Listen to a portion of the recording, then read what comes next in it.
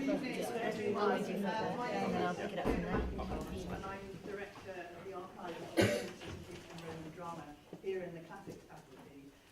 It's been an enormous pleasure this week to have been able to at least supply some hospitality to a really exciting project. And I say the hospitality because I know the company also is extremely grateful to the Playhouse, and particularly to the here in the audience.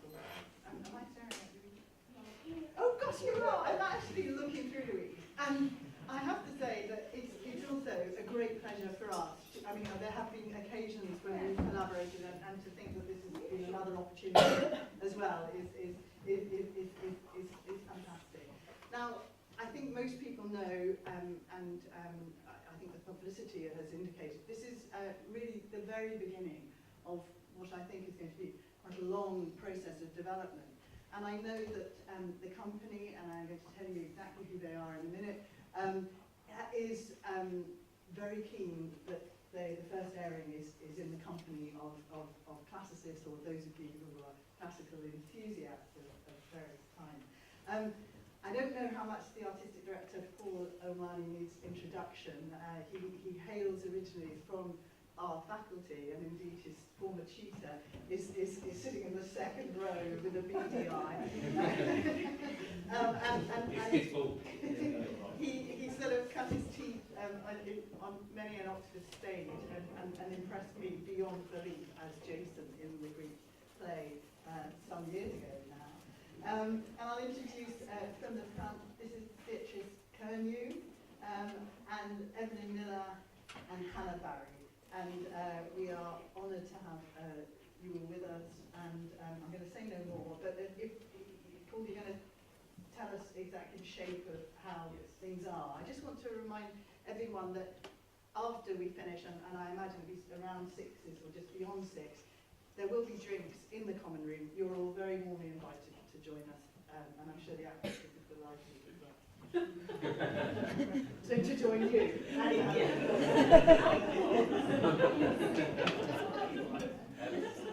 Lovely. Well, thank you very much, Fiona.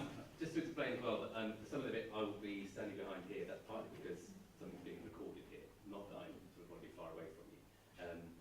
So yeah, just to explain a little bit about our company. We're called Out of Chaos, and we've been running now for about 10 years, and we do all sorts of different shows, but a lot of it is based in ancient stories. So we've done a show, all of the Greek myths in an hour, called Unmythable.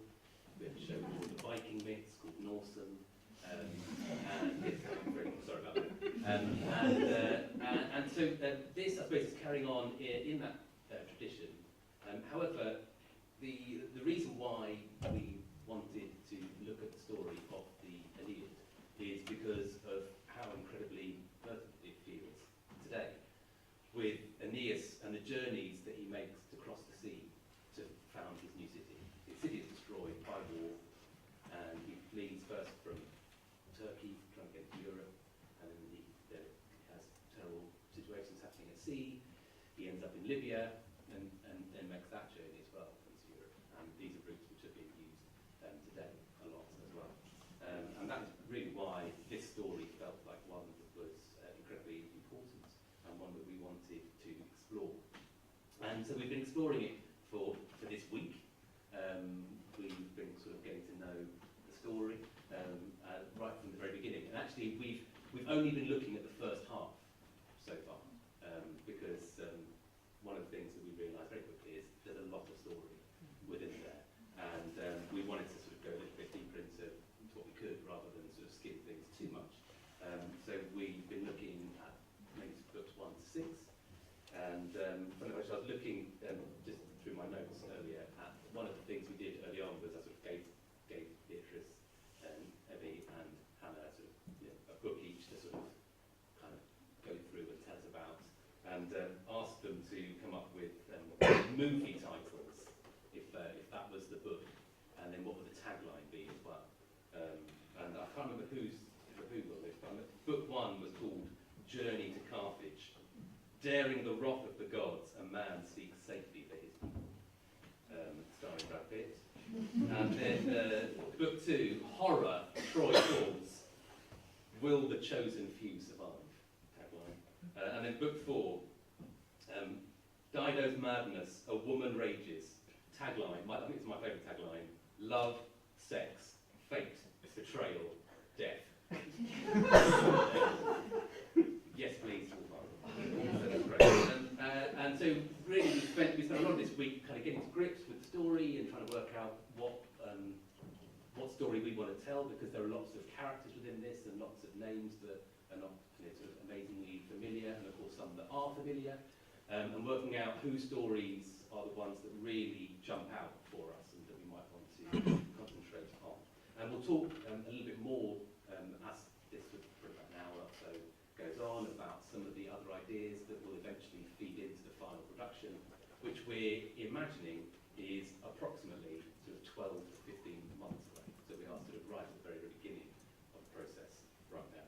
So you're seeing the very sort of the first ideas that we have of anything really. And we were also thinking a little bit about, I suppose, the nature of storytelling in this. And it's an amazing story, and one of the great things that I've enjoyed in studying classics and going on and using ancient stories in theatre as well is just the joy of telling these stories and sharing them. And we were thinking about the different options that were open to us in terms of storytelling. And there's a very kind of, I suppose, we were sort of referring to it as like around the campfire storytelling that's just kind of very, very simple. And of course there are theatre scenes that we can kind of create out of this poem. Monologues within as certain characters that we kind of played around with and created. And also the use of a chorus. And a chorus as a narrator, and also sort of how choral movement can help to tell the story of Aeneid and the Trojans finding a new home. So, that's enough talking for the moment. What we'd like to start with then is just to show you a little bit what we're imagining, and it's all what we're imagining at the moment, but what we're imagining is that we would sort of work through in chronological order, as in book 2 actually is where we're going to start. So we'll just perhaps start with that.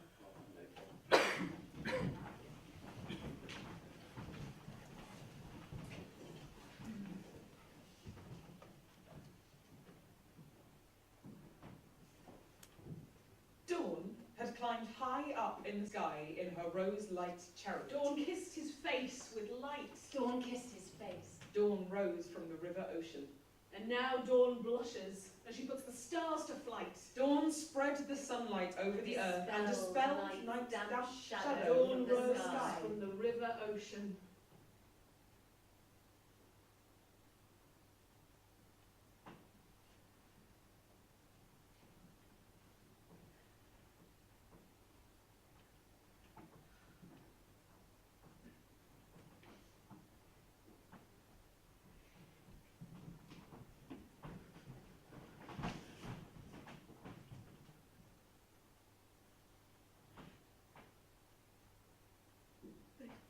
Gone.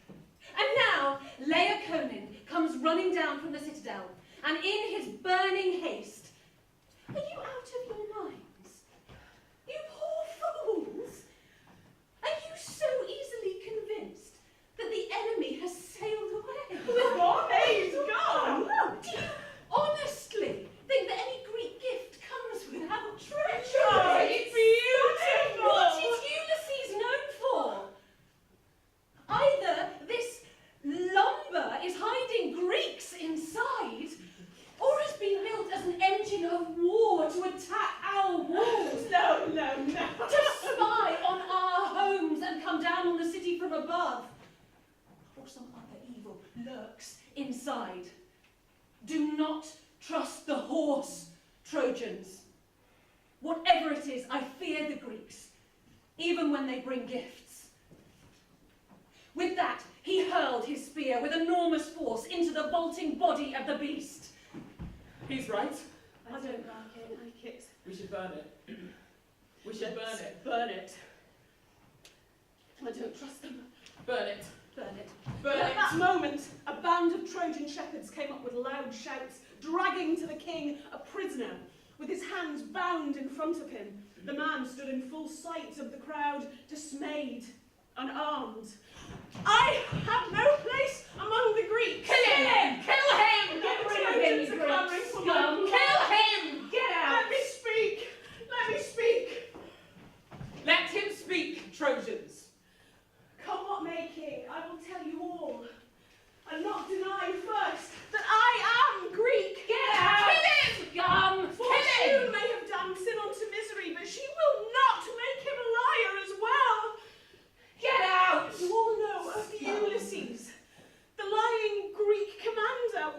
Well, Ulysses hated me, made it his mission to terrorize me, sowing rumors in everyone's ears. Good, we hate you. Get out! But you don't want to hear all this. Why should I stall if you paint all Greeks with the same stripe? If he's Greek is all you need to hear. He's Take your vengeance at once. This is what Ulysses would want. No, go on, let him speak. Tell us more. Weary with the long war, the Greeks often wanted to quit Troy, if only they had. But the stormy weather and rough seas would scare them from leaving. And when they hammered together this maple horse, the sky rumbled even more. A prophecy told them that they needed to sacrifice a Greek life to sail home. Thanks to Ulysses, they chose me. I was being prepared for my ritual slaughter when, I confess, I broke my bonds and snatched myself from death. I skulked all night in a muddy swamp, hidden in the sedge, holding my breath until they sailed. Now I have no hope of seeing my homeland, my sweet children, the father I longed for, and the Greeks may make them pay for my escape. Poor things. And by their deaths expiate my sin. And so I pray, by whatever powers above still witness truth, and by any faith we men still have uncorrupted, show mercy to a suffering soul, guiltless and wronged. Whoever you are, take no further thought of the Greeks. You are one of us now. But tell me, and speak the truth. Why did they erect this monstrous horse? Who devised it and to what purpose? Is it a religious offering or an engine of war? Thus Priam and Sinon, the consummate liar. I swear to tell the truth, by the eternal fires of heaven. From the war's beginning, Athena was the Greeks' entire hope. But when wicked Diomedes and Ulysses, with his criminal mind, entered her high temple, murdered the guards and stole the faithful Palladium, then the Greeks' fortunes began to falter. Their strength was broken, and the goddess turned her back on them. So, a soothsayer counselled the Greeks to erect this horse in expiation of Palladium's theft and the godhead wronged. And so, he ordered them to build its oaken bulk up to the sky, so that it could not be brought through the city gates or walls, and there protect the Trojan people under the old religion. For if you lay violent hands upon this offering to Athena, destruction will fall upon Priam's realm. But if your hands bring it into the city, Asia will wage war upon Greek walls, and this fate awaits our children's children.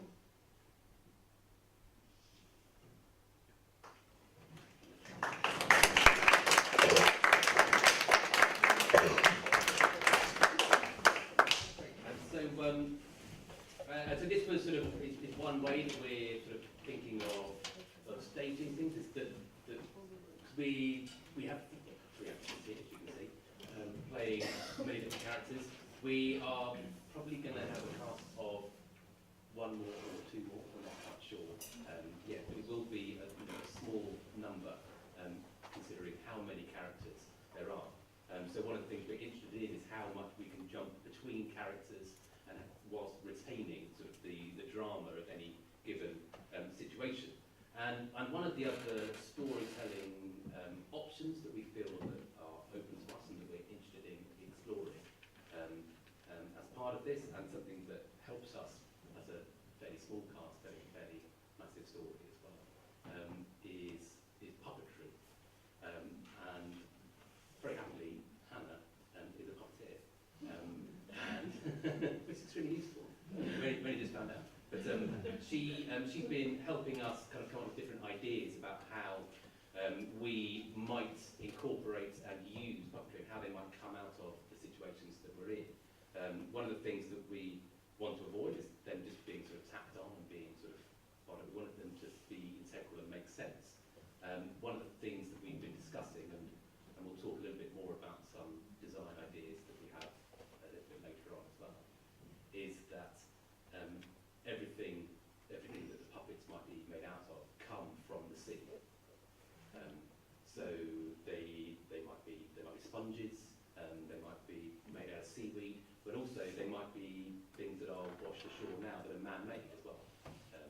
So they can be plastic bags and whatnot, but everything will be something that comes from the sea, because sort of one of our main characters within the whole play will be the sea itself. So if we just have a little look now at one possibility that we're just playing around with how Laocoon might end up having a vaguely grisly end. So we'll take this quite slowly, because obviously if you're rehearsing and doing it in a show, you'd have time to choreograph the puppeteers and figure out all the bits and bobs. So we'll take it slowly, and we're going to use bin bags here. Bin bags are great for puppets. We'll show you some later. But the good thing, we're being sea serpents with these. And it's great because you get so much from their material, that this sounds and the way they move. So I thought this was appropriate, but we'll just have a slow go through of what something might be possible.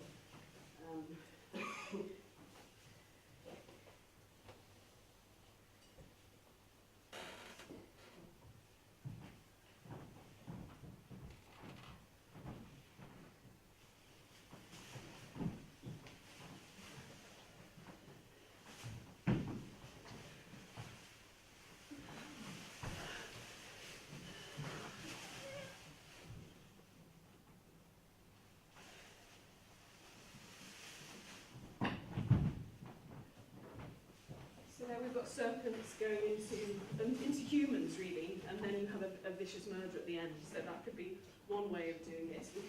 We could get things that have much more bulk to them and are operated by a couple of people, so you really get a kind of a bit more of a threat coming in. But yeah.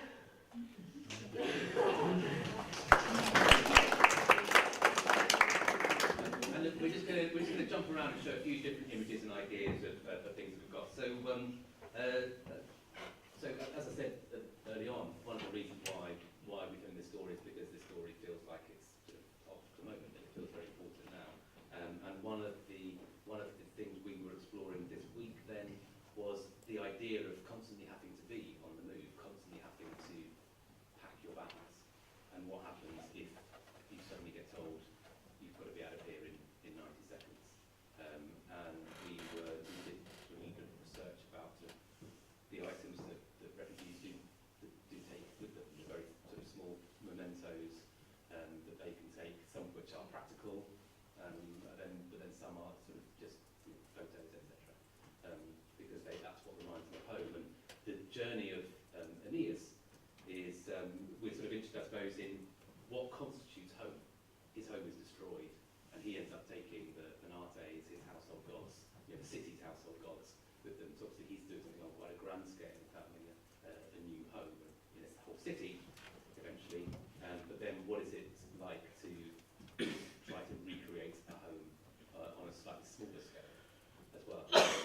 so coming back to a choral idea, then we've been sort of just playing around a little bit with the idea of sort of different choral movement that might suggest that. And this might be something that, with a movement director, which I am very definitely not, but with a movement director, then might be shaped into something that is sort of, I suppose, a recurring action in the play, because there are a number of moments, particularly sort of in those books of travelling, in say book 3, when the Trojans are up and at it again and again and again and again, and how good do you get at packing when you constantly are sort of on the move like that. So we'll go in and show a little bit about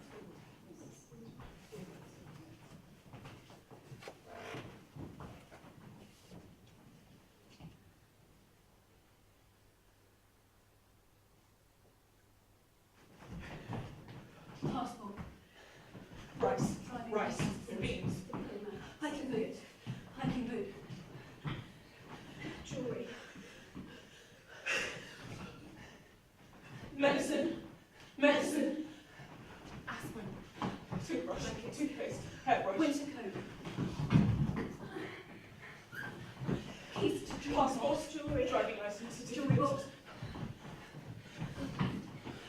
Warm jumper. Some from the garden. My dress.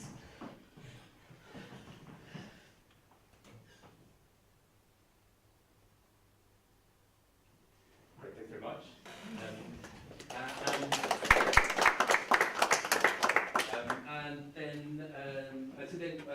We're into the idea that this might be something that recurs within it, and so we looked at slightly different versions of that happening.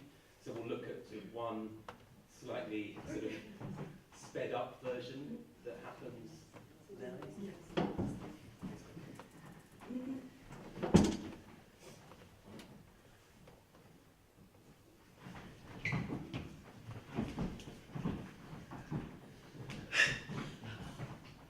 Medicine. Medicine.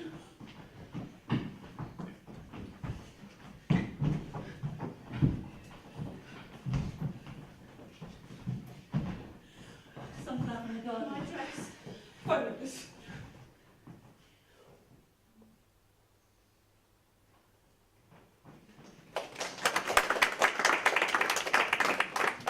Lovely. We'll keep moving on, and we'll sort of be taking some questions and asking you those questions. We're hoping you've got a lot of answers. So one of the other things that we've been looking at then is the other points of view within this story. We follow Aeneas a lot, and he's sort of got he's got a lot on his plate, admittedly, but he's also it's quite useful for him that his mother happens to be a goddess, and lots of boys feel like that about their mother, but in his case it is true, and so we're interested in some of those people who have to go on this journey who perhaps don't have that advantage. So we've been exploring some of those and thinking about sort of how we can tell the story from perhaps more surprising perspectives. But actually, we'll hear sort of a monologue now from a family member of Aeneas.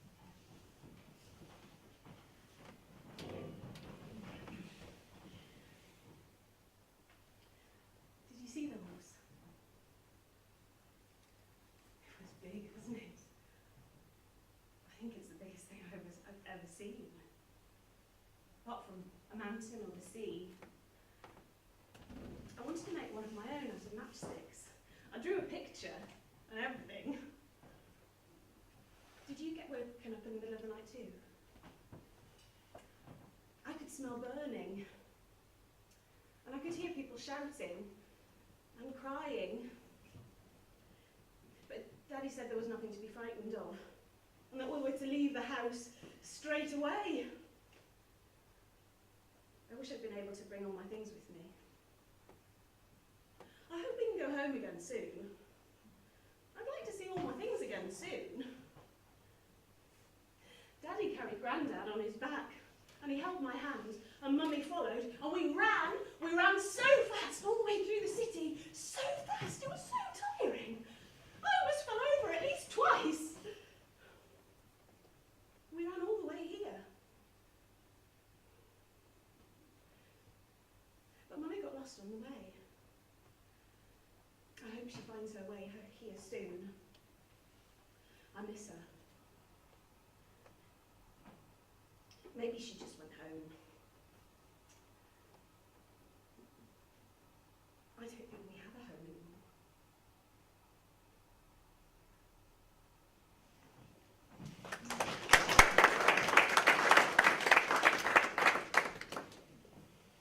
Lovely. So that's obviously exploring that part of the book too, just through the eyes of Euless. And actually, now we can show a moment from book two.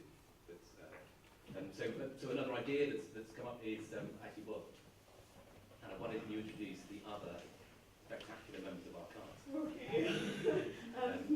Back in the world of puppetry, Right. the joy of painting. Oh yes, that's what we're doing. Totally forgot. Right. We're a well-oiled machine. So, As you can see, the budget's huge. so we're looking at different kinds of puppets, and there might be a 3-person puppet or a 2-person puppet or a puppet that can be operated with just one person. And this is we were having a little play with this guy here, and he's a 3-person puppet, but we've been operating him. We have been operating him with 2 people. I'm lead puppeteer here. I'm head puppeteer, so I'm holding his neck, and I'm controlling his breath, and I've got one hand.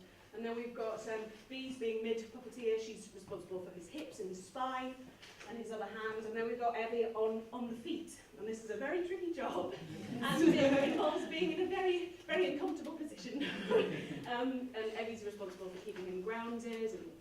And so what we liked about this guy is that we were thinking about the brittleness of the paper, the frailty of the paper, and that made us think of Anchises, the father who's carried on Aeneas's back.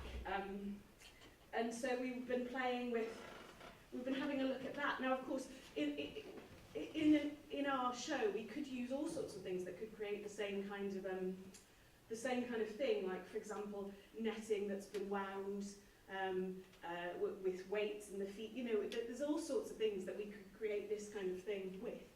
But so let's just have a look at. What should we have a look at? I mean, so if we cast him as Anchises, Okay. and just sort of cast Anchises as being on the older side. On the older side, so yeah. So we're thinking about his spine and frailty here. So let's just take a couple of steps forward.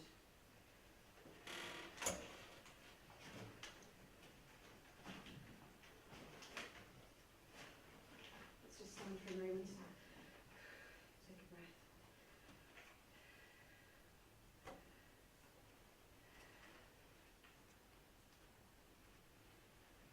Why don't we have a go at getting on our son's back? Let's see how that could work. Ideally, you'd have a 3rd person. That's here. So put that there. Okay. Other hand here. And let's see. There. His weight goes back in his hips. I'm going to push it off. And it's ready to go.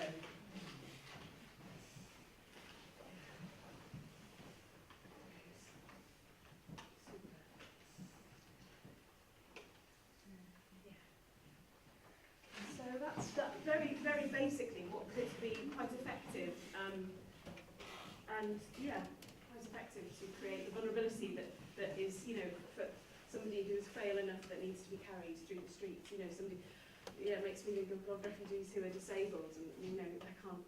What do you do? It's but yeah. Yeah, and one of the things we were wondering as well, so we'll kind of a few prototypes. Started off quite small. It's available in all sorts of different sizes. starting with one point where we've got anchises as this, whatever it might end up being, sort of netting something drawn from the sea, but then Ulysses as well, that they're sort of, you know, like grandfather, like son. And then, actually, this would be a good moment to look at sort of General stuff. Yeah. general puppetry things. And we also have this is just another idea for a 3-person puppet, and using some kind of stretchy material. Again, I don't know what kind of that material might be in our show. Who knows? We'll have an explore. But this is just another way to create a 3-person puppet. So again, you have the knots here. You have 2 people you have a person on the feet and a mid, and somebody being a waist. And it might be a way as well, you know, we're not entirely sure, entirely open, we found out lots of things that we don't know the answer to this week. This might be something to do with sort of showing the divine or prophecy or something. There might be ways that this sort of creature can kind of help us tell that story. Is it made out of the sail of a ship? You know, something like that. Mm-hmm. Cool. Another puppet that we're looking at are these. Should we, so Yeah. the best thing to do actually would be, if you don't mind, we just coming down and having a look. So that would be kind of the best thing to do. If anyone would like to, I mean, ideally, if you want to come down.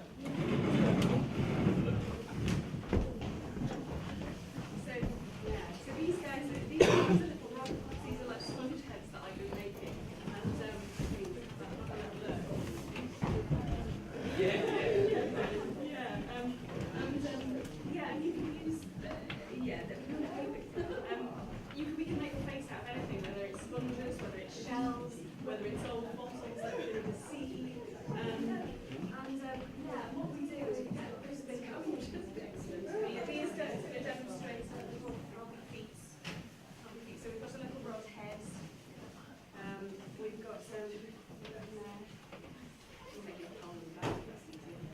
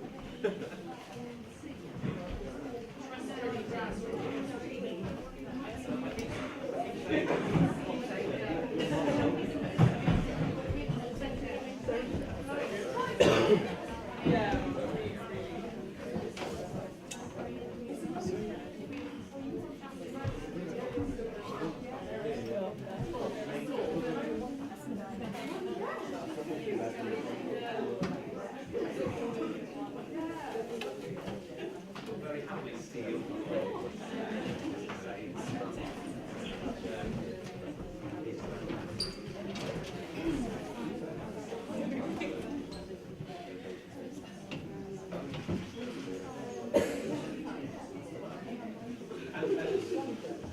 So one of the things that we found out sort of only a bit early this afternoon, really, when we were playing around, very well-focused way, is the idea of sort of how we might be able to show someone drowning as well. See, there is people who get shipwrecked or get knocked overboard, like Polynura or someone like that, and how might we kind of show that?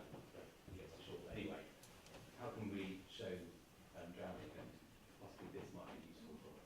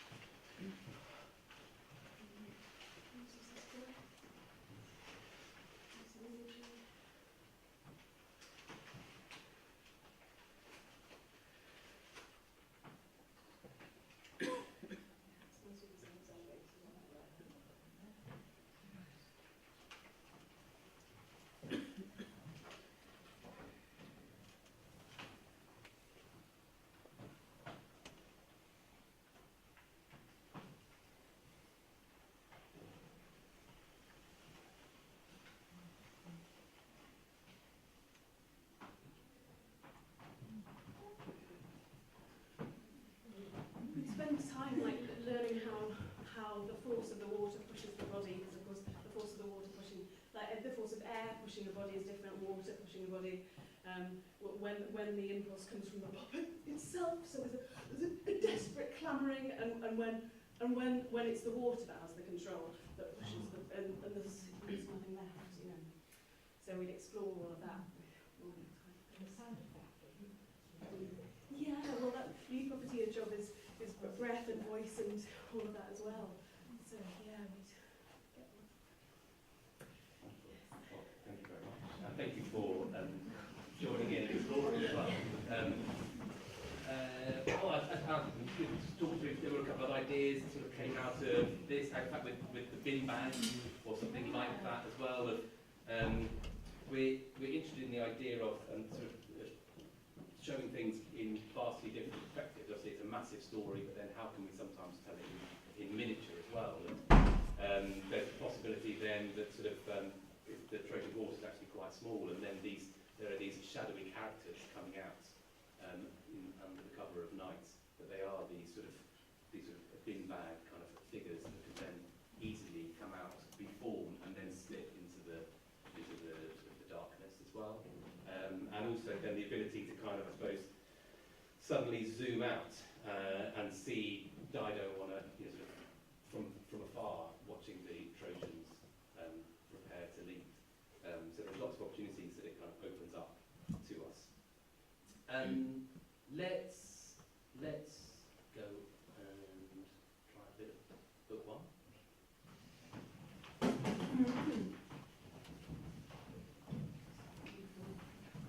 Just a quick movement, isn't it? Yes. Quick movement, no voice.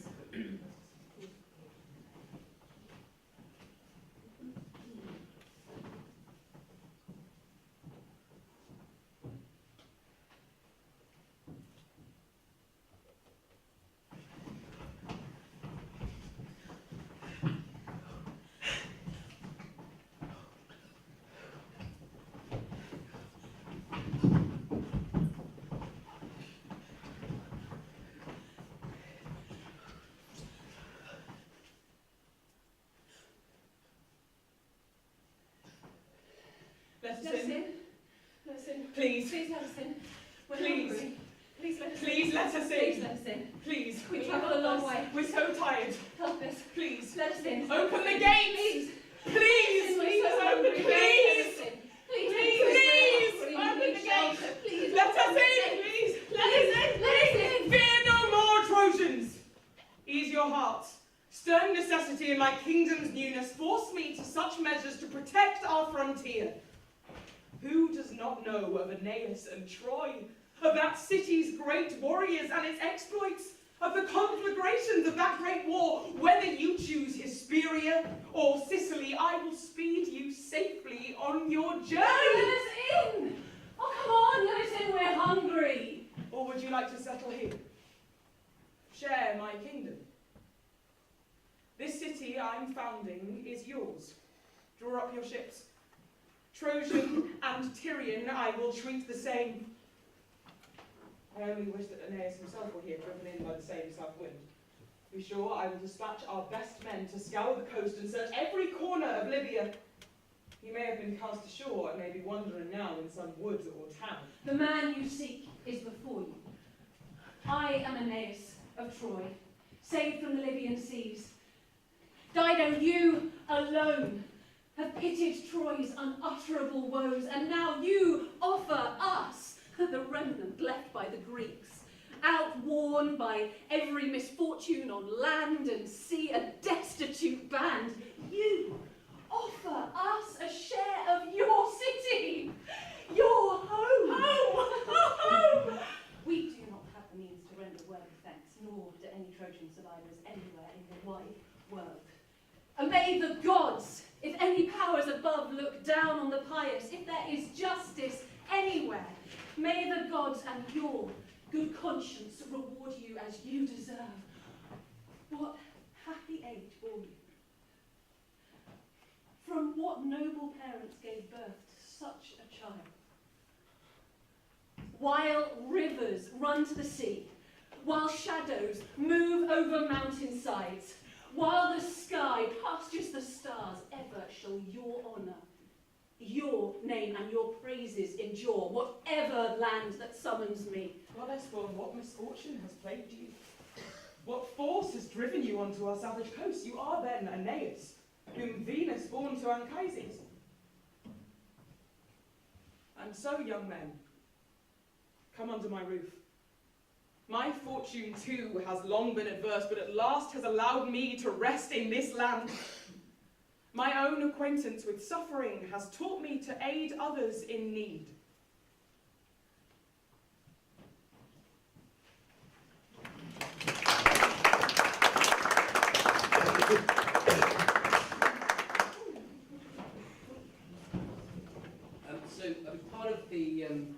Part of the journey of kind of creating the show, the idea is that we're working with a theatre down in London that's just about to open, actually, opens in about a week's time. It's called The Playground, and it's in West London, and it's previously been a rehearsal space mainly, so Day and other companies, others rehearse there a lot, so it's quite big, sort of, I'm assuming it was sort of like a former warehouse or something. We're sort of imagining sort of some of the different staging possibilities. We're not quite at the point yet where we've got a designer on board. Well, we're talking to one, but not quite got her on board yet. But we're sort of imagining that this could be something that is sort of performed, sort of, I want to say promenade, sort of, but let's just say without seats, and we're moving around a bit. But the possibility then that sort of some moments might happen and stories be told in different places, and then always though being drawn back together. So I think that it's important then that there's a central story that everyone is involved in. And one of the things that the Playground is really interested in, as it opens its doors, is engaging a lot with the local community as well, and talking to them. One of the things that we're really keen to do then is involve local communities within the creation of this show as well. There are a lot of people within that area who have made the same journey as Aeneas, and we want to talk to them, work with them, get their stories and experiences, and to what extent then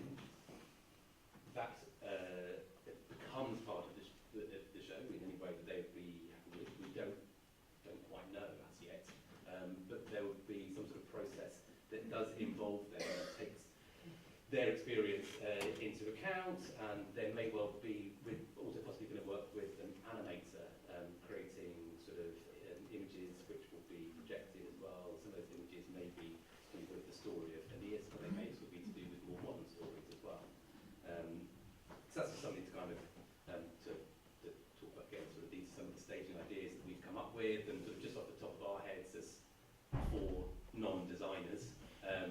The idea sort of we're interested in the idea of there being levels that we can play with, and the idea that, as you say, that the puppets would always be picked from something from the sea, be it or sea related, be it a sail, be it rope, be it sponges or things like that that come from the sea, and that we might then also be able to kind of have sort of industrial sort of towers in the theatre as well, from which we can kind of create some good heights differences.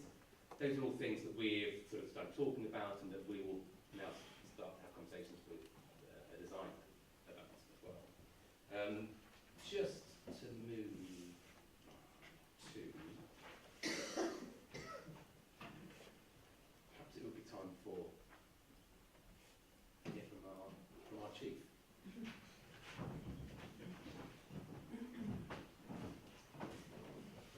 Thank you all for coming to this press conference. I'm aware this is unusual that you're hearing from me and not the normal head of press.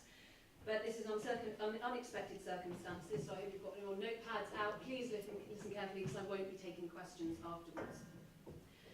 As many of you know, Juno has not wanted Aeneas to succeed in his quest for his destined homeland, and she is delighted that he and Dido have fallen in love.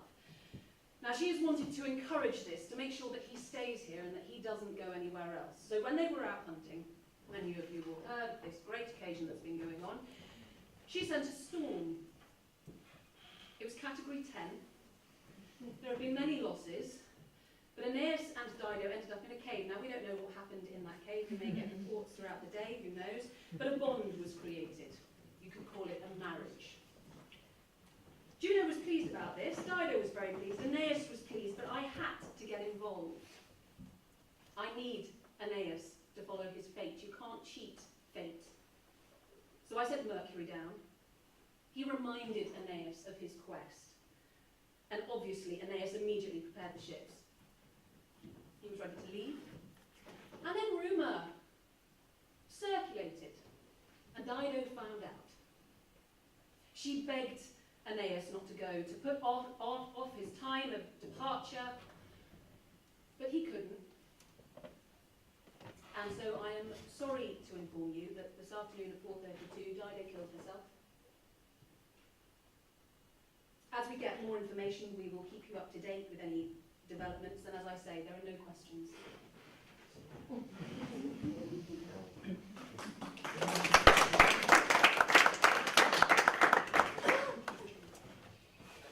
First and foremost, I just want to thank you all so much for coming this afternoon.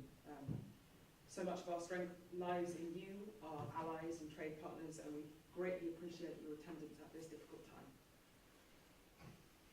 I'd like to take this opportunity to reassure you that despite the chasm that the loss of my sister has opened in all of our hearts, Carthage walls still stand, Carthage citizens will thrive, and Carthage honour does and will always remain intact. I think it prudent, in light of recent events, to avoid rumour and to outline the tragic events of the last few months. I'll be brief. When Aeneas reached these shores, Dido welcomed him with open arms. They fell in love, married in the eyes of the gods. Aeneas has claimed that the gods then drove him to leave Carthage. These claims have not been confirmed. He neglected to tell my sister and instead attempted to steal away unnoticed. Dido's heart was broken. She built a pyre, burnt his possessions, and as the deceitful Trojans sailed away, fell on Aeneas' sword. We condemn the actions of the Trojans. We will cease all friendship, trade, and allegiance with them, and we urge you, our friends, to do the same.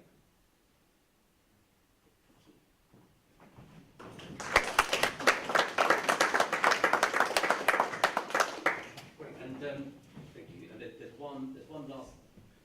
Maybe there's a couple of last things. yeah, what we're talking about. There's a couple of things that we'd like to show because what would a week of R&D be without death and the underworld? So we've sort of had a little look at some of that, and perhaps the first thing we can look at is Anchises.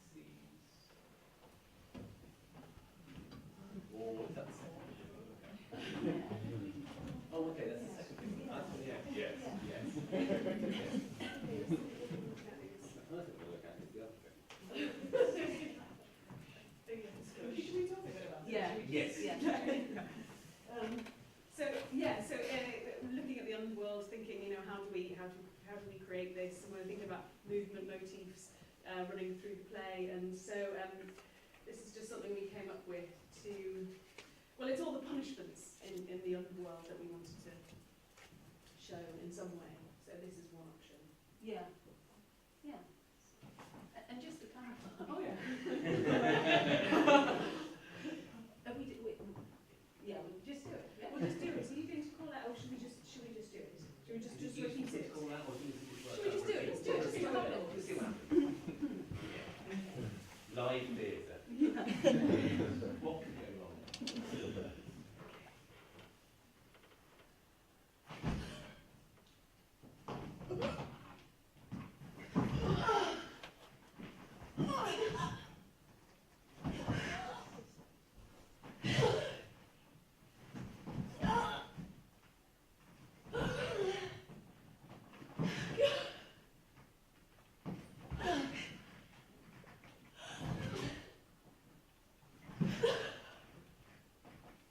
Great. Lovely. Thank you. Absolutely knackering. Yeah. It's like really, really aggressive yoga. So I think that's great. And I suppose this kind of brings up something as well, so that then there's some people kind of picked up what some of those things were, and then sometimes it may not be quite so clear, but we're also interested in eventually working out what is the frame of reference that we can use. What's sort of our bag of things that we can refer to that then sort of internally within the play then sort of makes sense. Because I think that what we don't want to do is create something that then only a tiny percentage of people can kind of get and enjoy because there's some reference to some character that is 4 pages of footnotes, because then that you can't really play that. So getting rid of that and being kind of fairly rooted with that, then what are the stories that we can tell? So, for example, then if we meet a character, the Minotaur was mentioned a few times.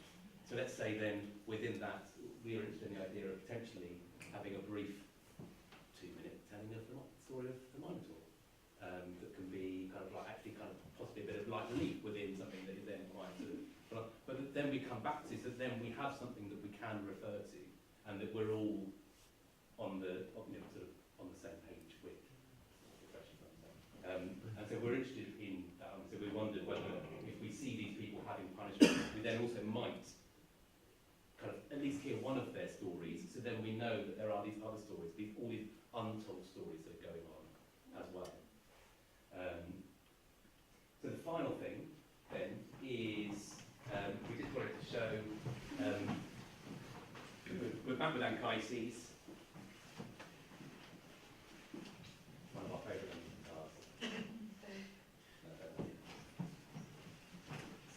and so what we were interested in exploring then is in the underworld that Anchises dies as an old man, but then if there is an afterlife, which let's make that. But if there is, then I'd be quite keen. I'd be quite keen sort of to be quite young within it. The idea of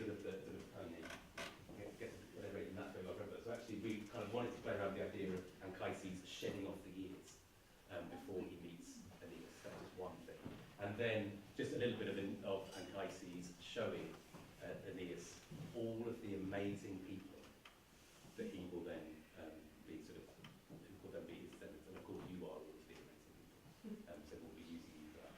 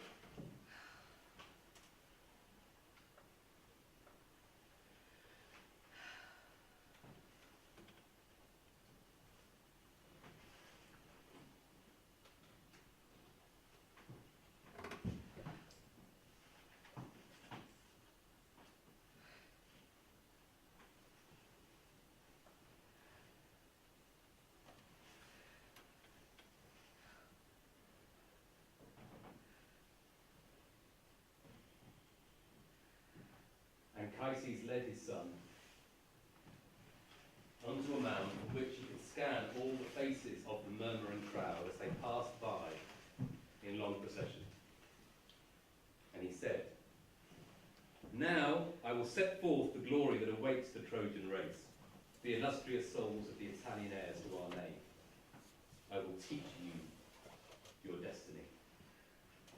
That youth, you see, he is the first in line to be reborn. Silvius, your last child, born in your twilight years and reared by your wife, Lavinia, to be a king and father of kings. Now, turn your gaze here, and let it rest upon your family of Romans. Here is Caesar, and here are all of the descendants of Iulus destined to come under heaven's great dome. And here is the man promised to you, Augustus Caesar, born of the gods, who will establish again a golden age in the fields at Latium and will expand his dominion beyond our familiar stars, beyond the yearly path of the sun, to the land where Atlas turns the star-studded sphere on his shoulders.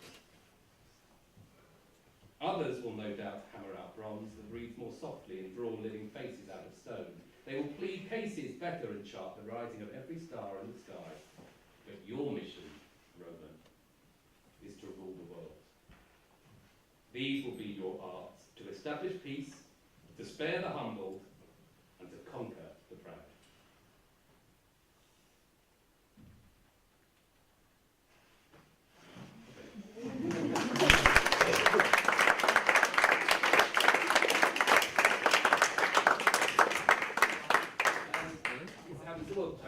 Well, thank you for coming. And like I say, these are sort of the very first sort of ideas that we're playing around with at the very beginning of the process that is going to take quite some time. But if anyone has any observations or questions or really good ideas, then I'm totally open for that. Or you know, it can happen now, or it can happen now. I don't know, whatever works best. Well, any questions now? Any questions? Yeah. Any questions? I've just got a comment on, I've never seen puppets really being used like that before. That's amazing. I'm so impressed by how powerfully you can animate some bits of paper in a bag.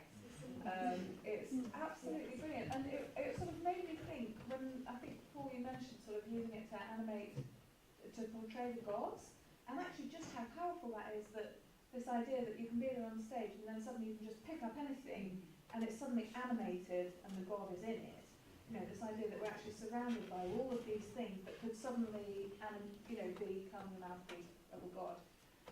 I was just saying that could be a very powerful way of showing how kind of encapsulated these people are by the power at any moment. Something that they're just taking for granted can suddenly animate itself and become a god. This idea that they're surrounded by gods all the time and that you can't escape faith in the gods. Yeah. I noticed currently you have 3 female actors playing all of your obviously mainly male characters. Is that just a coincidence of kind of this early stage of development, or would that be something you might continue? I imagine that being, I would, if they haven't been totally put off by this year, then I'd be really keen on all 3 being sort of a core part of the show going forward. There is one other actor called Lena Core, who we were going to have this week, but she just happens not to be available. And the reason for what, sort of why this group of 3 or 4 is just because I think they're all brilliant, and I also feel very relaxed about who's playing what gender of things. Actually, I met Evie and Hannah on a show where I was playing Queen Elizabeth, and Hannah was playing my husband, King Edward, and you were playing Buckingham and also my son. So I thought it just happens that I think that these 3 people have amazing kind of skills that kind of fit perfectly for it. It's really nice as a woman as well to be able to play these parts. It's so refreshing. And I think it's really exciting. I don't know what it's like to watch, but I saw a show, Posh, in London, and they did it with an all-female cast. And it was so exciting to see 12 women. They came on at the front and just stood in a row. And it was so exciting to then watch them playing men. So, great choice. I am a great choice. Yes. It's interesting when you say that you think it's from the sea and that, because fairly fresh in my mind is we went to see Dido Queen of Carthage at Stratford, and of course that setting is with the sand, so they're constantly like on the shore of a foreign land, kept cast out by the sea, and I remember again the way with the boat and that. So it's interesting when you say using things from the sea. That sort of setting was a constant reminder of being on this foreign shore. To me, you know. Yeah, and one of the big challenges for us as well will be things such as, you know, massive scenes happening at sea, shipwrecks, etc. And how do you do that? And I mean, any ideas? I'm coming. And the sort of human flotsam and jetsam that you see in the species. Yeah. Sorry. I just wanted to say, I think with your 3 actors, it's been shown to us that you can set that scene of the sea and the sand and the desolation and everything just with their voice and what they say and with the words. That's one possibility that obviously you will use, but I mean, there will be others one can use, but I don't think one necessarily needs a lot of props if you've got, it's very, very convincing what I see. I thought the bit that you did with the sort of press conference and the thing with Anna afterwards was amazing. And you mentioned rumour. I was wondering if you looked at doing the bit with rumour, because the rumours have personified, with puppet. And I just wondered if you looked at it, because that could be so cool, the idea of like the rumour sort of physically spreading with like the bin bags or something. And it's such an amazing passage about 1 million eyes and ears and stuff. Like. Yeah, we were kind of limited a bit in time with what we could and couldn't do, but that's a great idea, the idea of it sort of multiplying kind of easily, sort of like that. So. And we agreed that rumour had to be key, really. When we looked at all the characters who we would keep and who we actually, rumour, we really liked. Because of that passage. Yeah. And indeed, the idea of rule with bin bags, given that you've got the bin bags being the snakes, and you think they may then be the Greeks coming out of there, and then rumour as well, as sort of bin bags as your enemy. So what I wanted to ask was ending. Okay, the answer to this probably you don't know yet. Well, you've heard me say that many times. But if you end on the vision of the future, it's a very upbeat ending, a happy ending, which for particularly all the modern resonances of migration may not be quite what you want. I mean, you then have the game of dreams, it's all a dream, although you're going to have a second half as well, where it's a sort of win in the end, sort of, or what? Well, I mean, at the moment, what we think is that yes, we will have the second half, and it was simply a case of time this week that meant that we didn't kind of get to there. And I think one of the things that does appeal to me about this story as a whole as well is that it's not easy. And it's not like there is sort of, this lovely neat solution at the end of it, and isn't that wonderful? Because I think in a way, if it was just tying everything up neatly like that, then actually it doesn't say so much about where we are with things, but actually it's the fact that it is quite messy and what happens and what is the answer, and these people have turned up and some people are happy and some people aren't happy, and the different responses that people have and the different reactions that then gets. That for me is an important part of the story and something that we would be looking to include within that. I mean, one thing that we also talked about briefly, we've got no idea how long this could be. As well, I mean, is it a two-parter? Because I mean, there's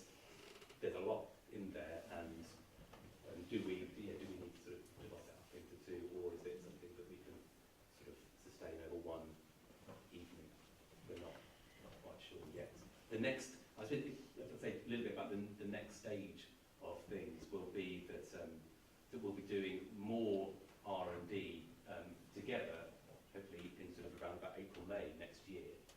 And in the interim, we'll be sort of doing bits of research and writing and talking to various people about kind of moving the show along a little bit.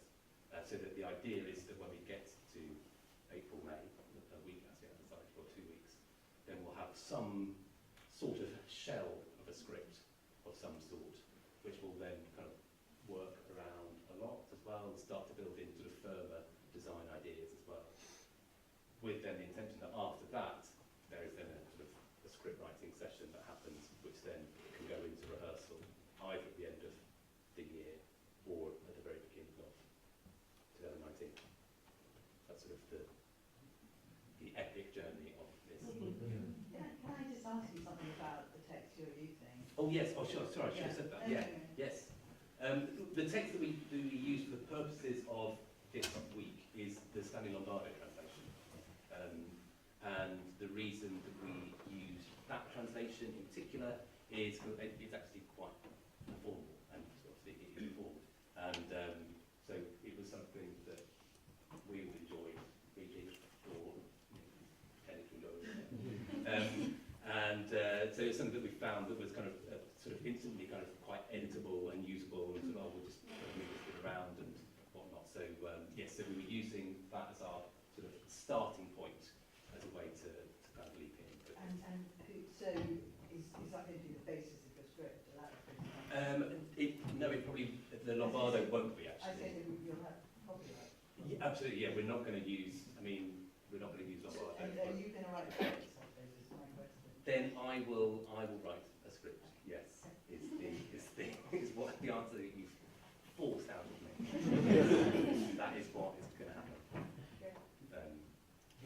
Virgil won't sue, it's all right. That's it.